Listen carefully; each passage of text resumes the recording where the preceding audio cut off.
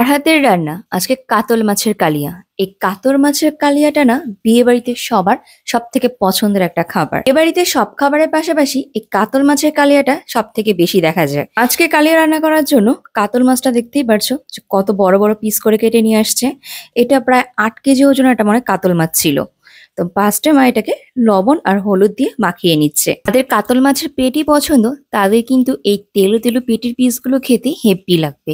তো মা এগুলোকে লবণ হলুদ দিয়ে মাখিয়ে আগে একটু হালকা করে ভেজে নিবে। কিন্তু এটা কালিয়া রান্না করা হবে, তাই মাছগুলো খুব বেশি একটা ভাজার প্রয়োজন নেই। এইভাবে মা প্রত্যেকটা মাছই ভেজে নিবে।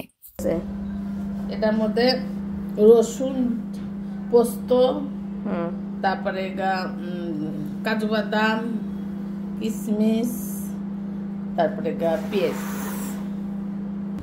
এই দেখো মা কালিয়ার যে পেস্ট বানিয়ে নিছে। তো তোমরা দেখতেই পারছো মা কালিয়ার জন্য একটা পেস্ট বানিয়ে নিছে।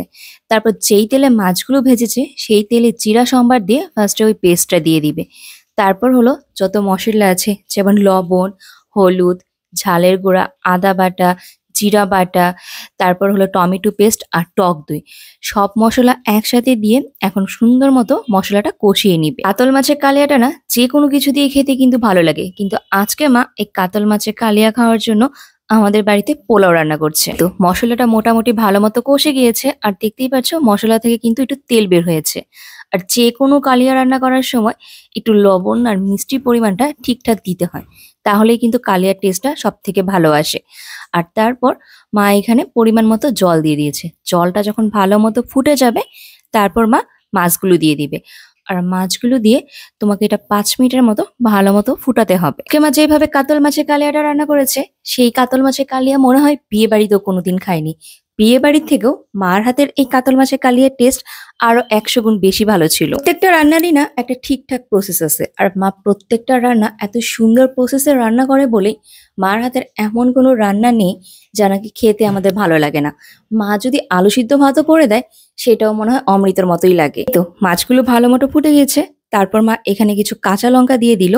আর নামানোর আগে ঘি আর গরম মশলা দিয়ে এটা নামাবে। এই দেখো যখনই দেখবে যে তোমার মাছগুলো ভালো মতো ঝোলে ফুটে গেছে আর ঝোল থেকে একটা এক্সট্রা তেল বের হয়ে গেছে, তখনই বুঝতে পারবে যে তোমার কালিয়াটা হয়ে গেছে। কারণ কালিয়াটা একটু গা মাখা মাখা হয়ে থাকে। এই বাড়িতে বড় কাতল মাছ নিয়ে আসা হয়, আমরা ওই কাতল মাছে অনেক কিছু রান্না করে খাই, বাট একবার এই কাতল মাছের কালিয়াটা রান্না করে খাবে, দেখবে বাড়ির সবাই তোমার এই রান্নার প্রশংসা করবে। এই তো আজকে ছিল পোলাও, কাতল মাছের কালিয়া, স্যালাড, চাটনি আর টক দই। এই গরমের দিনে সব খাবারের শেষে টক দই না খেলে আর ভালো লাগে না। তো চলো বন্ধুরা, ভিডিওটা এইখানেই শেষ করি। যদি ভালো লেগে থাকে তাহলে একটা লাইক, কমেন্ট আর শেয়ার করে দিও।